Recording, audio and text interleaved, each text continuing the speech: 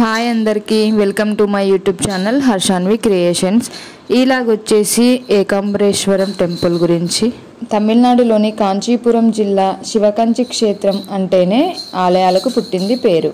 పృథ్వీలింగం, తేజోలింగం, ఆకాశలింగం, జలలింగం, వాయులింగం పంచభూత లింగాలుగా ప్రసిద్ధి చెందాయి. ఇందులో ఉన్న ఒక వాయులింగం ఆంధ్రప్రదేశ్లోని శ్రీకాళహస్తిలో ఉంది. మిగిలిన అన్ని పంచభూత లింగాలన్నీ తమిళనాడులోనే ఉన్నాయి.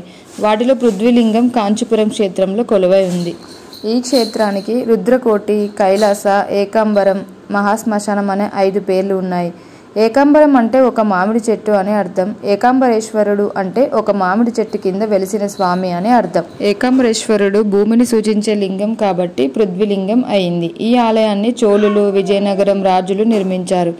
ఇక్కడ ప్రధాన దైవంగా ఏకాంబరేశ్వరుడు అంటే శివుడు మట్టి లింగంగా పూజలు అందుకుంటున్నాడు. ఈ టెంపుల్ వచ్చేసి మార్నింగ్ 6 o'clock నుంచి ఆఫ్టర్నూన్ 12:30 వరకు ఉంటుంది. మళ్ళీ 4 o'clock నుంచి నైట్ 8:30 వరకు అయితే ఓపెన్ ఉంటుంది. మేమైతే ఈవినింగ్ 4 o'clock దర్శనానికి అయితే వెళ్ళాము.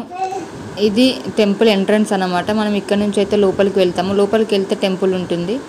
ఇక్కడ మనం లెఫ్ట్ సైడ్లో ఇక్కడ కొబ్బరికాయలు, పూలు అలా తీసుకోవచ్చు టెంపుల్కి. మేమైతే కొబ్బరికాయలు, పూలు ఇంకా ఇక్కడ తీసుకొని టెంపుల్కి అయితే వెళ్ళాం దర్శనాని కోసం.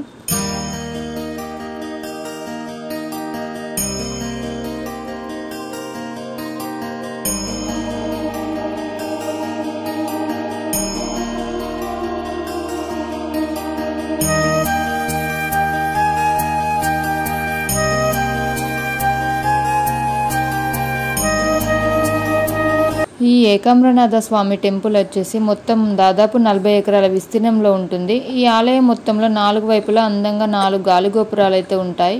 ఒక్కో గాలిగోపురం ఎత్తు 57 మీటర్లు ఉంటుంది. ఈ టెంపుల్ లోపల 1000 స్తంభాలు ఉంటాయి. దీనిని 1000 స్తంభాల మండపం అని కూడా అంటారు.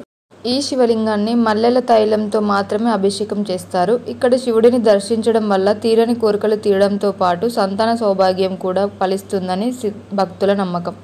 ఇక్కడి మూలస్థాన శివలింగాన్ని పార్వతీదేవి స్వయంగా తన చేతులతోనే తయారు చేసిందని అంటారు.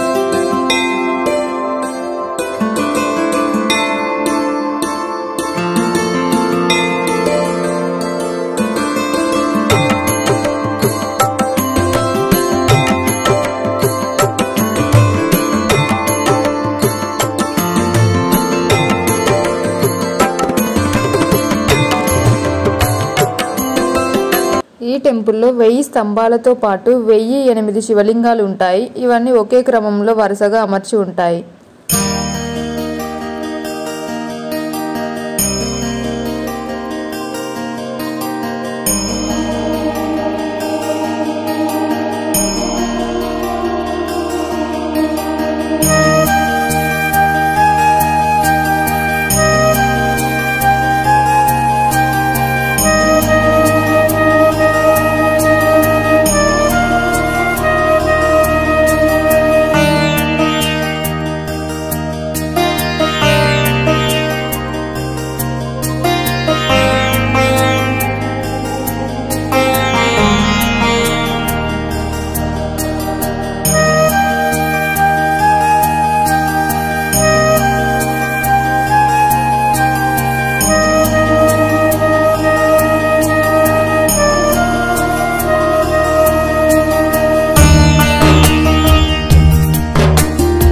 ఈ గుడి ఆలయంలో 3500 సంవత్సరముల నాటి మామిడి చెట్టు ఉంది. పురాణాల ప్రకారం ఈ మామిడి చెట్టు 4 కొమ్మలను 4 వేదాలుగా భావిస్తారు. అయితే ఈ 4 కొమ్మలకు చెందిన మామిడికాయలు 4 రకాల రుచులను కలిగి ఉంటాయి. ప్రస్తుతం మనం ఈ చెట్టు కాండాన్ని మాత్రమే చూడగలం. ఈ చెట్టు కాండాన్ని దేవాలయం వారు ఒక అద్దాల పెట్టెలో పెట్టి భద్రపరిచారు. ఈ చెట్టు స్థానంలోనే దేవాలయం శాఖ వారు నూతనంగా మరొక చెట్టునైతే నాటారు. సంతానం లేని దంపతులు ఈ చెట్టు నుండి పండే పండును తింటే సంతాన భాగ్యం కలుగుతుందని భక్తుల నమ్మకం. ఈ మామిడి చెట్టు కిందనే పార్వతీ పరమేశ్వరులు వధువరులుగా దర్శనమిస్తారు. పార్వతీమాత ఒడిలో కుమారస్వామి ఉండగా దర్శనమిస్తుంది. ఇంకా ఈ టెంపుల్లో చూడడానికి అందమైన కోనేరు ఉంటుంది. చూడడానికైతే చాలా బాగుంటుంది. ఈ ప్లేస్ని అయితే తప్పకుండా విజిట్ చేయండి.